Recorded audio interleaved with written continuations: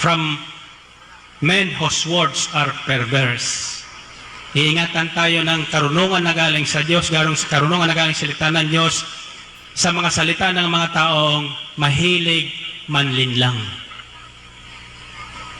Kaya tayo ay hindi na malilinlang, sapagkat iniingatan tayo ng karunungang bigay sa atin ng salita ng Diyos.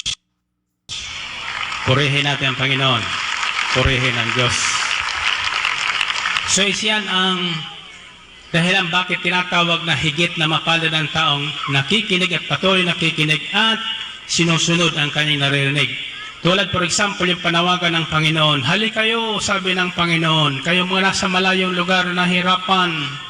Huwag lang kayo basta nakikinig sa inyong mga bahay, subukan niyong pumunta dito kahit maputik sa dakong ito. Pag naputikan ang paa niyo, gagaling ang karamdaman niyo. Amen? Paa niya yun.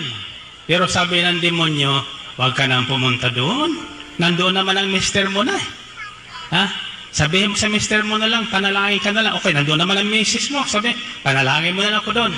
Alam nyo, hindi pwede yun.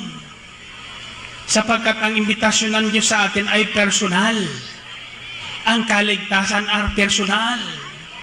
Ang pagpapala ay personal. Amen? Kaya ibig ng Diyos tayo ay personal na lumapit sa Kanya, makinig at sumunod sa Kanyang mga ipinag-uutos. Purihin natin ang Panginoon. Purihin ang Diyos.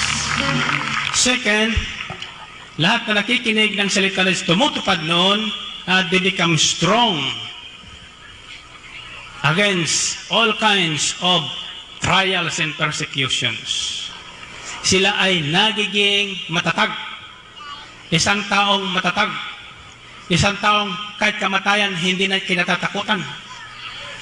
Isang taong kahit sinabi ng doktor, 3 araw ka na lang nakangiti pa at nagbibilin pa, nangingimbita pa. Yan ang taong matatag. Isang taong sinabi ng doktor, mamamatay ka na.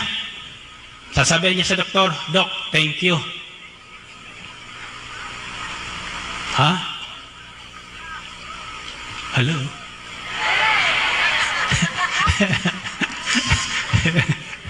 Ay, alam niyo, ako'y naniniwala nakikinig kayo.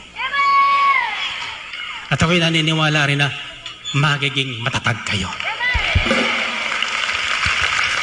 Amen? O, yun sinasabi doon sa unang talata na tinunghay natin sa Matthew 7:24 eh.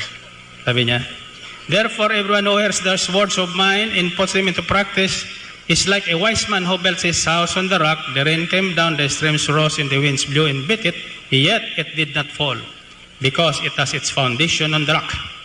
The foundation being referred to is the Word of God. Amen. Ang salita ng Diyos ay parang solid na bato, buhay na bato, na kapag doon ka nakasandal, maski anong bagyong dumating sa buhay mo, hindi ka mayayanig. Hindi ka maaano. Hindi ka maibubuwal ng anumang pagsubok na dumating sa buhay mo. Sapagkat kahit ikaw ay isang blessed person o makasalanan, dumarating ang dagok sa buhay. Ang pagkakaiba ng taong nakikinig ng salita ng Diyos, tumutupad noon, nakatayo pa rin. Yung katabi, nakahandusay na. Sabi doon sa Salmo 91, 10,000 tao nakikita natin nagkakamatayan na. Pero tayo nanonood lang. Dumadaan din sa ating ipo-ipo, sa totoo lang, tumba na sila lahat. Pero tayong nakikinig na salita ng Diyos at nagsasabuhay noon, nakatayo pa. Nakatayo pa. Purihin natin ang Panginoon. Purihin ang Diyos. Kaya itinuturing silang higit na mapalad. They are blessed. Pero mo yan, nagkakatumbahan na lahat, umurong na lahat, nag-backslide na lahat. Ikaw hanggang ngayon, naririto pa sa harapan ni Yahweh El-Shaddai. Amen? Yung iba nga, tumalikod na sa Diyos eh. Pero tayo kahit hindi natin nakikita ang Diyos, naririto pa rin tayo. Sapagkat alam nating hindi tayo pababayaan ng Diyos. Purihin natin ang Panginoon. Purihin ng Diyos. And third, sila po ay tinuturing. They are called blessed persons because everything their hands touches is blessed. A blessed person, malalaman niyo at makikilala isang taong pinagpalan, higit na pinagpalan na Diyos sapat anumang hipuin ng taong yan. Pagpapalain ng Diyos.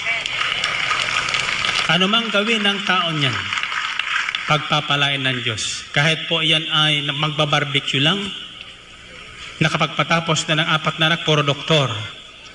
Mabenta pang barbecue niya, hindi pa nagbabayad ng tax. Talo niya yung mayayaman, bagsak na. Marami ng problema. Pero yung blessed person, may nakita ko sa Sampalabas Television, ang trabaho lang niya kung ano, nagtitinda ng talbos na kamote. Pero ang ganda ng katawan niya. Sirkira pa siya.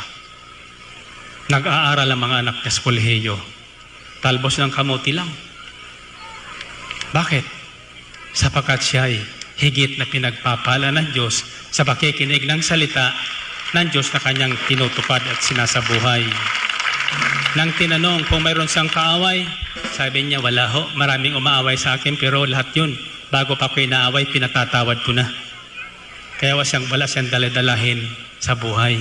So yung isang blessed person, hindi pa inaaway yan, pinatatawad na. In fact, naghahanap pa ng kaawayan eh. Para mapatunayan sa sarili niya kung talagang siya ay blessed. Bakit? Para mapatunayan na blessed person kapag may kaaway ka, sa halip mong labanan, minamahal mo yung kaaway. Sapagkat sabi sa Biblia, ibigin nyo ang inyong mga kaaway, huwag nyo silang paghihigantihan, sapagkat akin ang paghihiganti, sabi ni Yahweh El Shaddai. Amen? So, everything their hands touches are blessed. Yan ang blessed person. James chapter 1 verses 20 to 25 says, mamuhay kayo ayon sa salita ng Diyos. Kung ito'y pinakikinggan lamang ninyo, ngunit hindi nyo isinasagawa, dinadaya ninyo ang inyong sarili. Sapagkat ang nakikinig lamang ng salita at hindi nagsasagawa nito, ay katulad ng isang taong humarap sa salamin at umalis matapos makita ang sarili. Agad nalilimutan ang kanyang ayos. Ngunit ang nagsasaliksik at patuloy na nagsasagawa ng kautosang sakdal na nagpapalaya sa tao at hindi isang tagapakinig lamang na pagkatapos ay nakalilimot, ang taong iyan ang pagpapalain ng Diyos sa lahat na kanyang gagawin. Purihin natin Panginoon. Purihin ng Diyos. Yung taong dati tamad, walang pakialam sa buhay at sa kanyang mga kasamaan sa bahay, pag yan inabot ng salita ng Diyos, nakinig at tinanggap ang salita ng Diyos, magiging masipag yan. Magiging masipag yan manila kayo. At hindi, magugulat kayo.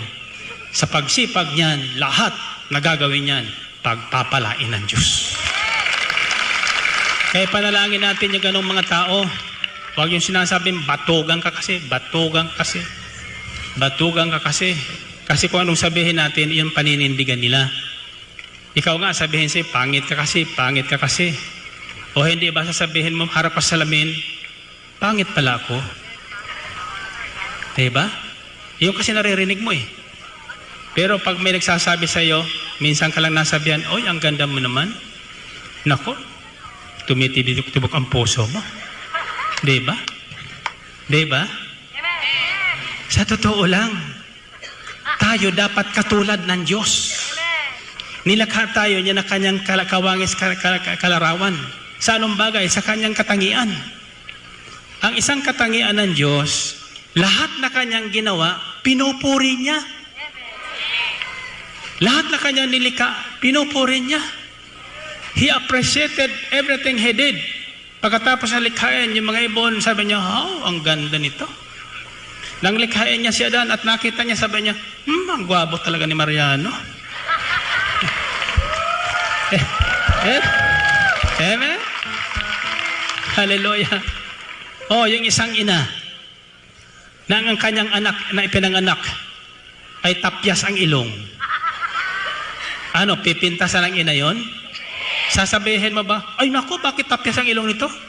Sasabihin mo, oy, special ito ah. Special na ilong ito.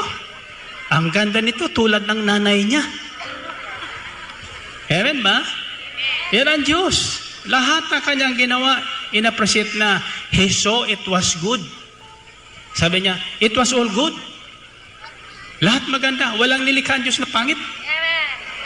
Walang nilikha ang Diyos na masama. It's all good. God is good. All the time, God is good. God is good all the time. Put a song of praise in this heart.